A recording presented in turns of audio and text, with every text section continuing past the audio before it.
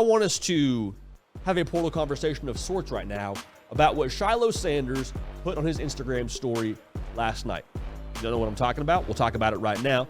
But really quickly, if you're watching live, welcome. Make sure you're subscribed. Heck, double check you're subscribed because this is a college football year-round kind of show, year-round kind of channel. Appreciate you being dialed in. Also follow me on Twitter and Instagram at JD Piquel.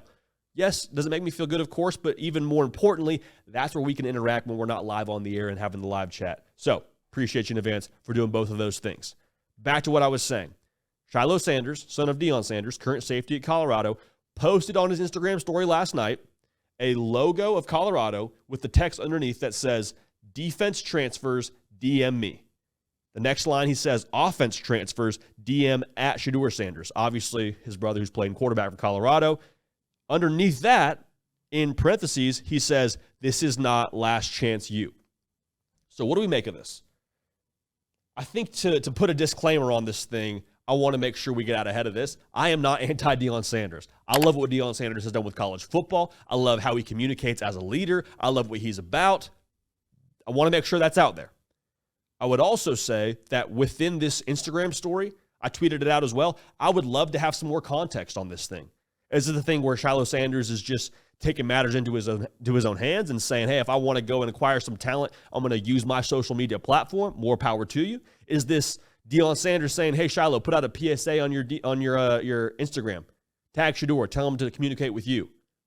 Is this like a freelance thing? Like, I don't know. I think context is crucial here, but going off of what we have here, which is not a lot of context, we're just going to kind of give our thoughts on it as follows. This is not a bad thing. Okay, this is not. Player-to-player recruiting is phenomenal. Player-to-player recruiting, personally, I would say, is the most effective way of recruiting that there is. Because player-to-player, man, like nobody's trying to sell you anything. Nobody's talking about an NIL bag with you. Nobody's trying to sugarcoat anything. Like, I've gone on visits when I was a player and had guys tell me, like, hey, this isn't a great place. Don't come here. That happens. That absolutely happens. Players are going to give you the most honest version of what's going on within a program as possible, more than anybody else. They have no stake in the game, really. So I love this. Now, however, this, to me, struck a little bit of a funny chord because I think when it comes to player-to-player recruiting, the way that happens typically is coach tells a player, hey, we want to go get running back X. Can you put in a good word? Or the player goes to the coach and says, hey, coach, who are we after right now? I want to help us recruit. That's why you hear so much about quarterbacks when they commit early being a centerpiece and helping add more players to their class because they're phenomenal recruiters.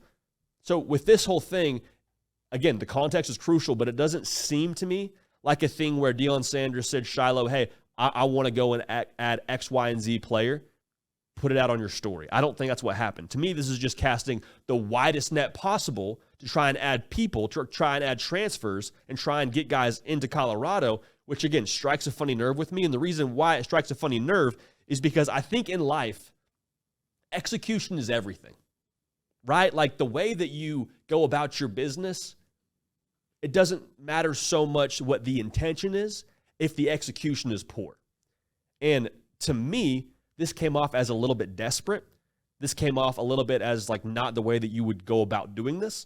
I don't know if this is the most efficient way. And again, not a bad thing, but the execution to me seems like it's lacking here. Like if I want to set up a meeting with one of my bosses, I don't tweet at them. I don't post to my Instagram story, hey, would love to meet, send, hope you saw that. No, I maybe have a face-to-face conversation. Maybe it's an email. Maybe it's a text. But like I'm not posting on my Instagram story. That's bad execution.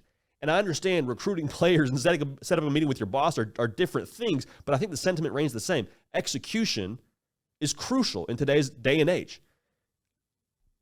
The thing that this adds concern for me around Colorado is like, the issue with me in Colorado over the course of really since Deion Sanders has been there is the concern that I have around the functionality of it all. And like, is Deion Sanders in Colorado, are they going to lose more games because Shilo Sanders says, hey, DM me and my brother if you want to play here? No, of course not.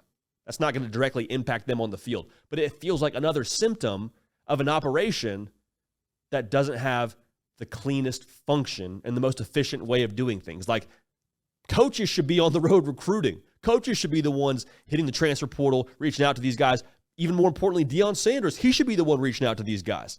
And credit Shilo and Shedeur for wanting to do that. More power to them. But again, that's not the way this thing really should be working. It should be the players playing, the coaches scouring the portal, working the email, working social media. Like, that's the way this thing should go. It should be a pursuit from the coaches to the players, not players saying, if you want to play here, DM me and we'll talk. Because at the end of the day, man, Shedeur and Shilo, they're not the ones offering scholarships. And if they are, that's a whole other segment in itself, and we got another conversation to have. But going back to what I said, the dysfunction around Colorado is what's concerning to me, because we've seen a couple of things now just not past the smell test. Not past the smell test. Like, coaches leaving Colorado after being demoted to take a better job somewhere else doesn't pass the smell test to me. It's not bad in and of itself. Doesn't pass the smell test. Deion Sanders saying, I'm not doing home visits. I'm not doing it. And then listing off a bunch of reasons that, quite frankly, made zero sense to me about making other coaches jealous and how he can't do that because he's Coach Prime. No, you should do that especially because you're Coach Prime. You're the most charismatic person on the face of the planet. You go make a home visit with a kid, how's he going to say no to you? At the very least, you negate the chance for some negative recruiting to happen when a big-time coach walks in their living room and say, has Deion Sanders visited you? And they're in your top 3. I'm here. Like, again, functionality doesn't seem super on the ball to me there. Again, looking to recruit at the high school level, Colorado has not been as effective there. I understand the portal is kind of how they've operated for the most part here, trying to flip this roster. But again, this doesn't scream functionality to me. This doesn't scream great execution to me. Not a bad thing. I'm all for player-to-player recruiting. This doesn't define Colorado in their season in 2024, not at all. But I don't know if this is the most efficient or best look if you're Colorado. Like, saying also in parentheses, this is not last chance you. I'm not a fan of it. Not a fan of it. Not what I would do, but more power to Shilo Sanders and more power to Shedeur Sanders, more power to Colorado for utilizing their platform. It's not a bad thing, but again, the execution to me is everything, and this to me did not seem like the best form of execution, if we're just going to be honest there. Hey, y'all, thanks so much for watching. Subscribe to the channel here to make sure you don't miss an episode of The Hard Count. Also, be sure to check out other videos on the On3 YouTube channel.